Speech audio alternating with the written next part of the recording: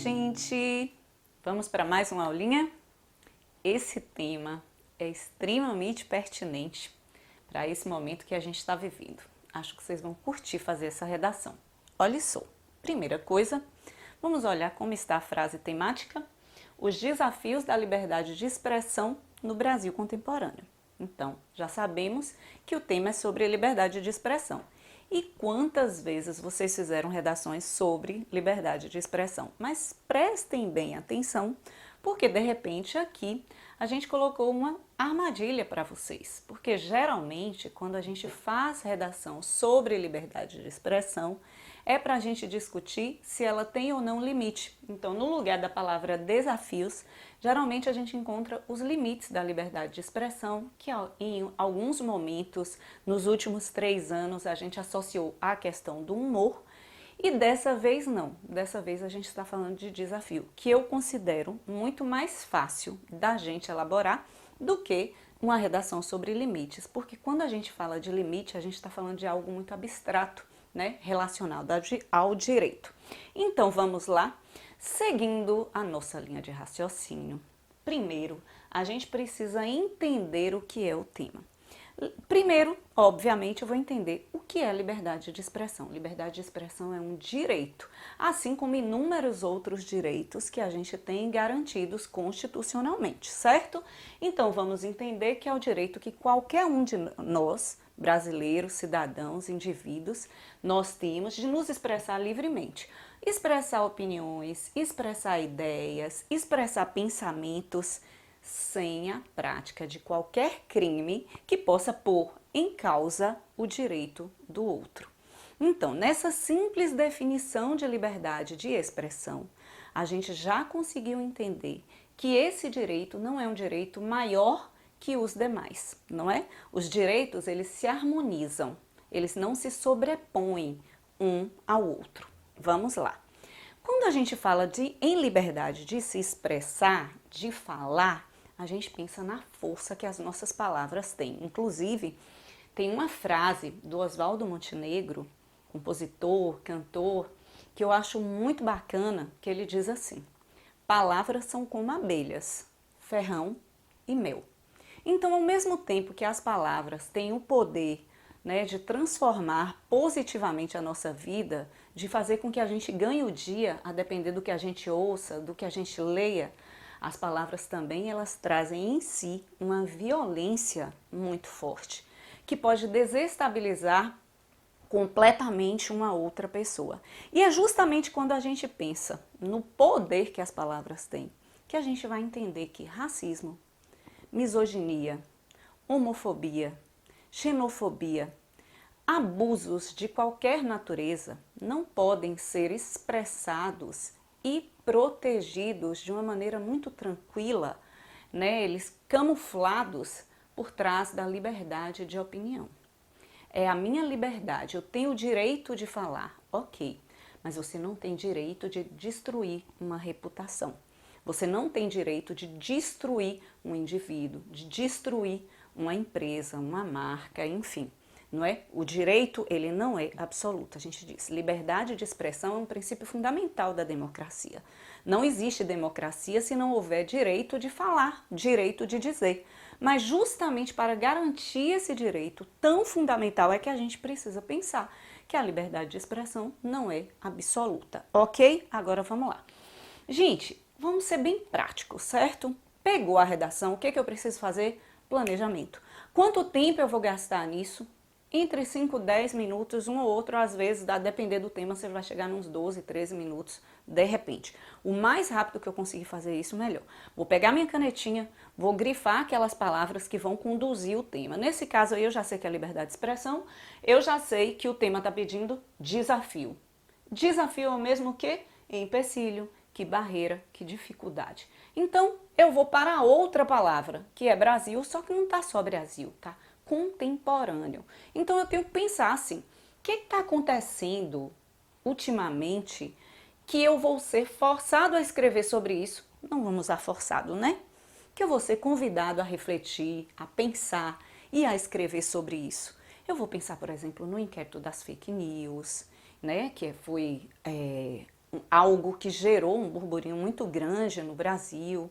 Muita gente acha que fake news é liberdade de expressão, que as pessoas têm o direito de inventar notícias falsas a respeito das outras, que elas podem difamar, caluniar, etc e tal. Enfim, vocês já estão vendo que pela forma como eu coloquei as palavras, obviamente que esses direitos as pessoas pensam que têm, mas óbvio que elas não têm.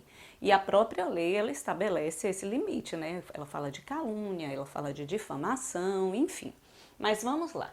Quais são os desafios que a gente precisa superar hoje? O que a gente percebe nesse momento? Sem dúvida nenhuma, a gente sabe que liberdade de expressão, exatamente como outros direitos, mas especialmente esse, foi um direito conquistado a duras penas no Brasil, mas a gente percebe que ele é desvalorizado hoje. Existe uma desvalorização desse direito. Como eu posso provar isso para vocês? Constantemente, nós estamos vendo marchas pelo Brasil pedindo o quê? Fechamento do Congresso Nacional, volta do ato institucional número 5, da censura, etc, etc, etc. Então, eu não estou valorizando um direito que foi conquistado a duras penas. Segundo ponto que eu posso colocar, qual é o outro desafio? O outro desafio, sem dúvida nenhuma, é vencer a distorção, a desvirtuação, o mau uso que se faz da liberdade de expressão. E a gente vai discutir isso de uma maneira bem organizada. Mas antes, vamos pensar naquelas dicas básicas para a introdução. Criançada, é tanta coisa que a gente pode colocar. Por exemplo, quando a gente fala em alusão histórica, tanto a gente pode usar a ditadura militar, como a gente pode usar um período da era Vargas, em que a gente percebeu, obviamente, que o nosso direito à liberdade de expressão estava muito fragilizado. Vamos focar na ditadura militar, a minha dica, uma das dicas, né, de alusão histórica, é exatamente pelo fato de ser uma história bem mais recente. Em 13 de dezembro de 1968, foi instituído o Ato Institucional número 5, né?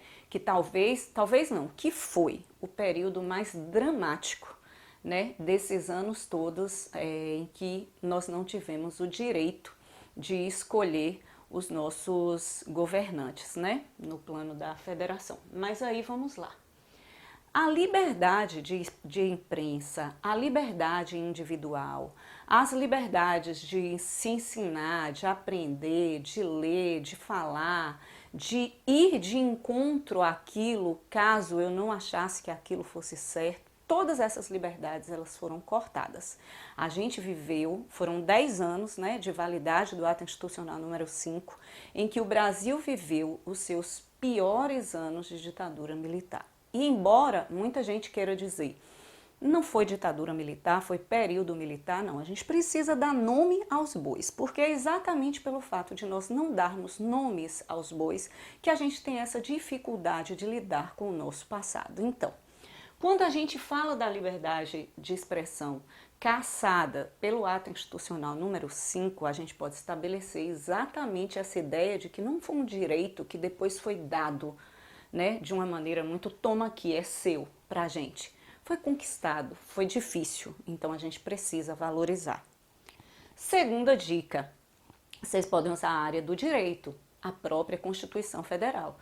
Em outubro de 1988, quando foi assinada a Carta Magna, que rege, né, o país hoje, o artigo 5º, que é o artigo dos direitos civis, ele fala da liberdade de expressão, né, como um direito que é inalienável, um direito nosso, um direito que a gente tem, que é quase um direito natural, né, como se dizia lá na Revolução Francesa, e depois a gente tem o artigo 220, que ele especifica esse direito, deixando bem claro o seguinte: existe o direito, existe, mas existem responsabilidades. Por exemplo, é vedado o anonimato, né? Então eu posso me expressar, mas é vedado o anonimato, ok? E aí vamos para letras de música. Minha gente, são tantas. Eu tava escolhendo Cálice, mas ao mesmo tempo pensei em Elis Regina cantando Bêbada e a Equilibrista, em trechos da música, né, que são tão incríveis e que falam de um momento em que a liberdade de expressão era tão tolhida, mas de uma maneira tão metafórica. Eu pensei no Amanhã de Manhã, Menino Amanhã de Manhã, do Tom Zé, que é tão linda, que é tão incrível, que é um texto tão perfeito. Mas aí já tinha colocado o Cálice para dar a dica para vocês, que é do Chico Buarque e do Gilberto Gil. Eles compuseram em 1973, né, em pleno vigor do Ato Institucional número 5. Entretanto, só gravaram em 1978, deixando bem claro que o Gil nem gravou. Quem gravou foi o Chico com o Milton Nascimento, porque o Gil estava em outra gravadora. E vocês percebem a força dessa música. É uma música de protesto, é uma música belíssima, é uma música cheia de metáforas. É uma música em que fica muito clara a repressão, a violência que a população brasileira vivia, inclusive a violência simbólica, porque esse cálice, ele é uma violência extremamente simbólica. Existem versos que são fortes, né, demais, que dá para vocês trabalharem, enfim, mas dá para usar a música. E aí a gente pode ir para um documentário ou para um filme, né? O filme tem O Ano em que Meus Pais Saíram de Férias, que é a história do Mauro, um menino de 12 anos que não entende nada. Olha a metáfora do título, O Ano em que Meus Pais Saíram de Férias. Ele fica achando que os pais realmente saíram de férias, mas os pais tiveram que fugir do país, porque eram perseguidos, né, pelo regime, e ele foi levado para ser cuidado pelo avô, e depois por outra pessoa, e para outra, e aí você percebe, né, o quanto isso mexeu com o país, né, em todos os âmbitos, em todos os sentidos, enfim. A gente tem inúmeras dicas e vai parar nessas 4 aí, mas eu sei que as ideias de vocês já estão aí latentes, ok? Agora vamos lá. Argumentos. Lembra que a gente, para se organizar lá no começo, vamos ser prático aqui, vamos falar de rapidinho, direitinho, desvalorização desse direito. Existe hoje uma desvalorização desse direito. Não parece que a gente passou pelo que a gente passou, não parece que a gente viveu o que a gente viveu, num passado, gente, que nem é tão passado assim. O que eu posso falar para vocês? As manifestações populares pedindo volta do ato institucional número 5, pedindo volta da censura, pedindo o fechamento do Congresso, pedindo o fechamento do Supremo Tribunal Federal. Né? Pessoas, inclusive vestidas com as cores da pátria, cantando o hino nacional e pedindo tudo isso, os ataques à imprensa, tanto aos veículos de imprensa quanto às pessoas, né, aos profissionais. Por exemplo, recentemente teve uma entrevista do Bonner num programa do Bial, se vocês não viram, vocês podem ver no YouTube, em que o Bonner fala que a quarentena, que o isolamento social dele começou há muito tempo, e ele fala, né, todo o drama que ele vem vivendo, inclusive o pai doente, eu acho que era o pai, em São Paulo, ele não podia pegar um avião, ele tinha que ir de carro para poder visitar o pai ou a mãe, não me recordo muito bem, mas enfim, gente, um profissional da imprensa. A gente viu outro dia aí ser atacado na rua, enfim, isso está acontecendo com uma frequência muito grande no país. E aí você pensa, qual é o país, qual é o cidadão que em seu juízo normal vai pedir o fim da imprensa? Se a imprensa é justamente o veículo que nos dá a dimensão do que acontece em todos os outros poderes, no executivo, no legislativo e no judiciário.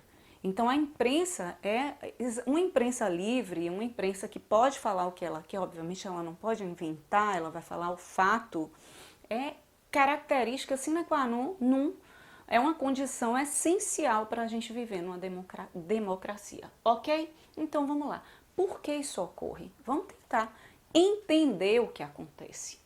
Se vocês observarem, falta no brasileiro um entendimento de que liberdade de expressão, primeiro, não é um direito que está acima dos demais. Então, não é a ideia de que eu posso tudo, porque existe o respeito ao outro. A gente vive numa coletividade, né? Então, a gente vive em civilidade. Existe o respeito ao outro, eu não posso tudo. Falta ao brasileiro, primeiro, conhecimento dos próprios limites. Então, a autoanálise, até onde eu posso ir, que eu não vou ferir o direito do outro. Ok, mas a gente pode perceber também que falta muito a ideia do que é uma democracia e de que, sem dúvida nenhuma, a liberdade de expressão é um dos fundamentos da democracia. Se vocês observarem, a gente está levando para o plano de que falta ao brasileiro uma educação né, mais complexa, principalmente no que diz respeito a conhecer a Constituição e conhecer o nosso passado. A gente tem uma dificuldade enorme de lidar com as feridas do nosso passado. Outros países que tiveram suas ditaduras, como Chile, a Argentina, ou que tiveram processos históricos extremamente complexos, graves, tragédias, como o nazismo na Alemanha, esses países souberam lidar com isso como? De que maneira? Transformando a história, independente dela ter sido uma história positiva ou negativa, num fato concreto. Isso existiu. Então, existem os museus, não é? No Chile, na Argentina, eu nem vou falar a quantidade que a gente vê na Alemanha e em vários países europeus que lembram a Segunda Guerra Mundial, que lembram o Holocausto, que lembram o nazismo. Sabe para quê? Para a gente aprender que aquilo aconteceu. O brasileiro não. A gente passa por cima desses eventos históricos. A gente cimenta a nossa história. Como a gente cimenta a nossa história, a gente tem dificuldade de aprender as lições que ela vai nos oferecer. E olha, galera, quando vai alguém para a rua exaltar a ditadura militar, pedindo a volta dela, pedindo de novo censura, etc. e tal, vocês imaginam que isso aconteceu tem, sei lá, 40 anos. Que existem pais, que existem mães, que existem irmãos, que existem filhos, que só de falar do assunto sofre, porque não tem nem a chance de saber onde estão seus entes queridos que sumiram naquela época. Então, um tremendo desrespeito, isso não é liberdade de expressão. Não é liberdade de expressão de jeito nenhum. Né? Isso é, você vai muito além. A palavra, o sentido da palavra liberdade é um sentido positivo, é um sentido maravilhoso. Olha a deturpação que a gente está fazendo dela. E aí a gente vai para o segundo argumento, que é justamente mostrar isso. O mau uso, a distorção, a deturpação do uso da palavra, do cotidiano, do uso que a gente faz da nossa liberdade de expressão. Ok? Como eu posso mostrar isso? Veja só. Propagação de notícias falsas, as famosas fake news. Uma coisa é eu falar algo que eu não tenho conhecimento, se foi bem assim, então, aspas, uma fofoca. Outra coisa completamente diferente é você criar uma história que envolva pessoas, disseminar essa história loucamente e você acreditar, e obviamente que por trás disso existe muito dinheiro envolvido, existem muitos interesses políticos especialmente envolvidos, então propagação de notícias falsas não é liberdade de expressão. Não é liberdade de maneira alguma. Veja, propagação de discurso de ódio, como a gente tem ultimamente, pedindo morte efetivamente de determinados membros do Supremo Tribunal Federal, expondo essas pessoas, documentos dessas pessoas, a foto dos filhos, dizendo onde estuda e tudo mais. Isso não é liberdade de expressão. Os linchamentos virtuais que a gente observa no Brasil de maneira tão constante, tão frequente, obviamente que isso não pode ser considerado liberdade de expressão, embora eles aconteçam sob, né, essa égide. Eu tenho o direito de falar. Ok. Então, o que a gente percebe? Que a sociedade brasileira não está, na verdade, ela não tem habilidade, ou muitas vezes ela não tem vontade, de reconhecer e de respeitar as diferenças em crenças e em opiniões. Ou seja, por mais difícil que seja para a gente admitir, a gente precisa entender o tamanho da nossa intolerância. Com certeza, meus amores, a internet não criou o ódio no Brasil. Ela não criou o ódio, ela deu vazão ao ódio no Brasil. Porque antes, se eu odiasse alguém, por exemplo, e eu fosse falar, você é isso, você é aquilo, você é aquilo outro, você é aquilo outro, eu corria o risco de levar um murro. Falar frente a frente. Ou então eu escrever um livro. Mas para eu escrever um livro, vocês imaginam que eu teria que passar tempos e tempos e tempos escrevendo, achar uma editora que publicasse, achar alguém para ler e tal. Não. Eu vou na internet, esculhambo, dissemino meu ódio, destilo meu ódio e fica por isso mesmo, né? De repente destrua a reputação de alguém, de repente destrua a vida de uma pessoa. E eu vou dizer, eu tenho o direito de falar e mais. Quantas vezes a gente escuta dizer assim, é minha opinião, discurso de ódio não é opinião, discurso de ódio é intolerância. E aí eu vou dar uma dica para vocês. Há algum tempo, alguns anos, eu comprei esse livrinho do Karnal, que se chama Todos contra Todos, o ódio nosso de cada dia. E o Karnal faz umas referências aqui muito interessantes, especialmente ele fala lá do Raízes do Brasil, do Sérgio Buarque de Holanda, que foi incompreendido quando disse que o brasileiro era um homem cordial, porque ele usou o prefixo cor para falar que nós agíamos pelo coração, que nós éramos profundamente emocionais, né? Ou seja, estávamos um pouquinho distantes daquela civilidade que a razão nos dá, não é? A gente chama de sangue quente. E a gente entendeu a cordialidade como se fosse gentileza. E na verdade a gente acreditou por muito tempo que nós fôssemos essas pessoas gentis. Mas ele nos convida a dar uma olhada no trânsito, em como nós torcemos pelo nosso time de futebol, em como a gente discute qualquer divergência, mostrando como a gente é extremamente temperamental. Não foi a internet que inventou o ódio no Brasil, sem dúvida nenhuma. Isso está muito, né, intrínseco à nossa cultura e a gente precisa discutir, a gente precisa conversar, dialogar sobre isso. E aí, para fechar o parágrafo, o que a gente vai mostrar? O direito à liberdade de expressão, ele veio com uma coisa extremamente positiva, porque ele veio para defender o nosso direito de dizer. A gente não pode admitir que esse direito ele seja usado para degradar, para diminuir, para humilhar, para ofender o outro, ok? Terminamos os argumentos, vamos pensar em repertório. Veja só, inúmeros os repertórios para isso. Tantos que a gente tem que fazer uma peneirada para ver o que a gente fala. Mas a minha dica é sempre a seguinte. Meus lindinhos, vou sair aqui da frente dos slides para vocês observarem. Meus lindinhos, prestem bem atenção. Cuidado ao falar de repertório que vocês não conhecem direitinho. Como a gente tem muita coisa para dizer, você só precisa de um repertório para sustentar seu argumento no parágrafo e escolha aquilo que você conhece, que você vai falar bem direitinho, bem bonitinho, que vai ficar bem amarradinho na sua discussão, ok? O que a gente tem? John Stuart Mill, filósofo britânico do século XIX, liberalista, e ele falava o quê?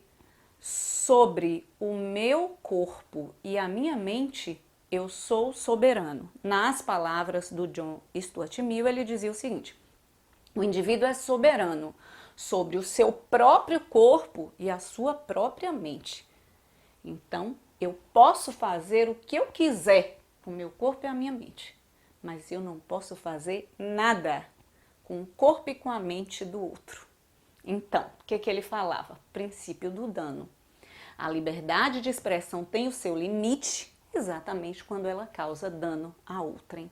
Então, eu não posso usar a liberdade de expressão para sustentar o meu discurso de ódio, não é? Para sustentar as minhas opiniões, que na verdade são violências contra outras pessoas, ok? O Karl Popper, que inclusive, se lembrem, tem um desenho tão bonitinho, né? Que é ele, como se fosse ele de fora, assim, analisando o Hitler. Lembra que o Karl Popper, ele morreu na década de 90, então ele, né, teve uma vida bem longa, ele refletiu sobre muitas coisas, né? Um austríaco, depois estava morando na Inglaterra, enfim. E ele tem essa tese interessantíssima, que é o paradoxo da tolerância. Prestem bem atenção no que o Popper fala, porque ele diz o seguinte: a tolerância ilimitada leva necessariamente ao desaparecimento da tolerância. E ele diz assim, ó, não podemos ser tolerantes com os intolerantes. O intolerante, ele precisa ser barrado, porque senão nós corremos o risco de acabar com os tolerantes e com a tolerância, ok? Maravilhosa essa noção dele, tá? E a gente tem o filósofo espanhol, né, mas que escrevia em inglês, enfim, hispano-americano, que é do final do século XIX para o século XX, e ele fala, tem uma frase dele que é bem bacana, que pode ser usada em inúmeros contextos, mas ele diz: aqueles que não conseguem lembrar o passado estão condenados a repeti-lo. Então, lembrar o passado é uma maneira de a gente aprender com ele, de a gente progredir, ok? E aí o Voltaire, que não tem como a gente não falar dele, porque ele está num outro contexto, né, lá no século XVIII, quando ele fala do Tratado da Tolerância. Inclusive existe aquela frase que é atribuída a Voltaire, mas a gente não tem certeza da autoria. Posso não concordar com nada do que você diz, mas defenderei até a morte o direito de dizê-lo. Mas essa aqui é dele com certeza. A primeira lei da natureza é a tolerância, já que temos todos uma porção de erros e de fraquezas. Então, a tolerância, ela exige, sem dúvida nenhuma, autoconhecimento, educação. Quando eu falo do autoconhecimento é porque a gente precisa o tempo inteiro se entender como povo. Quem somos nós como povo? Falta ao brasileiro também essa noção. A gente se vendeu sempre como país multifacetado, mas chega um momento em que a gente precisa discutir de fato a nossa personalidade. Quem somos nós de fato, para que a gente consiga amadurecer. E aí, eu falei do Leandro Carnal e ele diz que ele tem várias informações, vários textos que ele analisa fake news e que ele diz: fake news não é uma mentira, está muito além da mentira, porque alguém criou isso com um objetivo, né, muito específico. O alcance das fake news é imenso. Isso compromete eleições, como a gente viu a história do Trump nos Estados Unidos, etc. e tal, e isso compromete reputações, sem dúvida nenhuma. Isso compromete vidas. Ele diz que fake news, na verdade, se situa no campo da persuasão da propaganda. E a gente pode fazer também uma relação com a propaganda nazista, sem dúvida nenhuma. Na figura do Joseph Goebbels, eu nunca consigo falar direito o nome desse senhor. E ele dizia que uma mentira repetida 1000 vezes torna-se uma verdade. Por outro lado, a gente vai pensar em algo mais concreto. O que tem sido feito no Brasil para barrar as informações mentirosas, caluniosas, muitas vezes, usando a liberdade de expressão, né, como âncora? A agência Lupa, né, a primeira agência de notícias que a gente tem no Brasil, que faz o chamado fact-checking, que é justamente qualificar a informação que vai ser popularizada. Ela vai dar lá o vistinho dizendo que aquilo é verdadeiro ou que aquilo é falso. Isso é importante demais, porque não tem como a gente construir raciocínios, construir opiniões em cima de fatos que não são verídicos, que são inventados, ok? E aí, para finalizar, a gente tem duas situações ocorrendo no Brasil hoje, que é a CPI das fake news, né, Comissão Parlamentar de Inquérito, o inquérito tem letra maiúscula, me perdoem, que está investigando notícias falsas, assédio na mídia, inclusive. A gente tem um inquérito mesmo, que vocês devem se lembrar, que o relator é o ministro Alexandre de Moraes e que nesse momento está sendo votado, está sendo discutido lá no Supremo Tribunal Federal, ok? E o PL, o projeto de lei 2630, que é o projeto de lei de autoria do senador Alessandro Vieira, de Sergipe. Esse projeto de lei também deu o que falar, procurem saber um pouquinho sobre ele, porque Felipe Neto, por exemplo, que é um cara que, né, hoje traz tantas informações e traz tanta discussão em pauta, ele tem milhões de seguidores e ele leva essa discussão para os jovens, enfim, de tudo que está acontecendo com nossa democracia, etc. e tal. Ele foi bastante crítico ao PL, mas a Tabata Amaral, por exemplo, se eu não estiver enganada, ela está bastante do lado do PL, mas o certo é que esse PL não foi votado e o objetivo é o quê?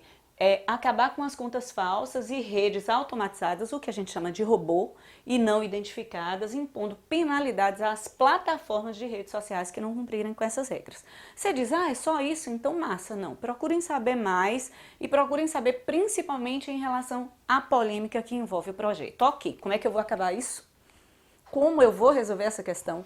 Como eu vou superar os desafios para garantir a liberdade de expressão no Brasil, os desafios que esse direito sofre no Brasil, meus amores. Olha o que a titia colocou aqui, ó. Muito cuidado para não propor soluções radicais, pelo amor. Sabe por quê? Porque qualquer solução radical, ela vai deixar a gente numa condição que é a condição que a gente quer ficar longe, que é a censura. Então tem que ser muito cuidadoso. Então a dica que eu dou a vocês é: planeje intervenções que busquem educar, orientar, informar o cidadão brasileiro, ok?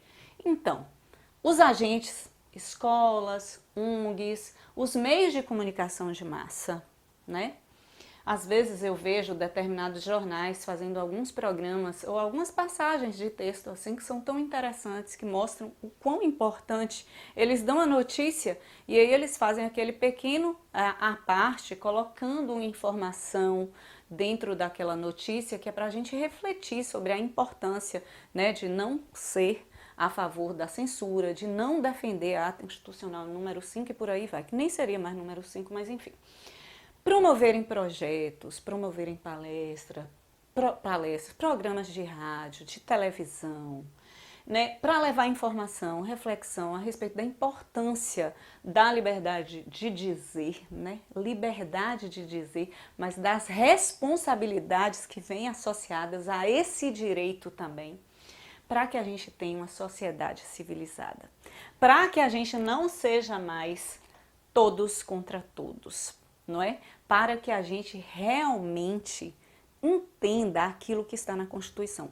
Inclusive, várias vezes eu já pensei que direito constitucional poderia ser uma disciplina de ensino médio, porque o brasileiro ele precisava sair da escola conhecendo pelo menos o básico da Constituição. Quando ele aprende direito, consequentemente ele aprende dever, ele aprende responsabilidade. Então é isso, meus amores. Vamos lá escrever essa redação com muito cuidado, porque é um tema bacana demais para a gente escrever, tá?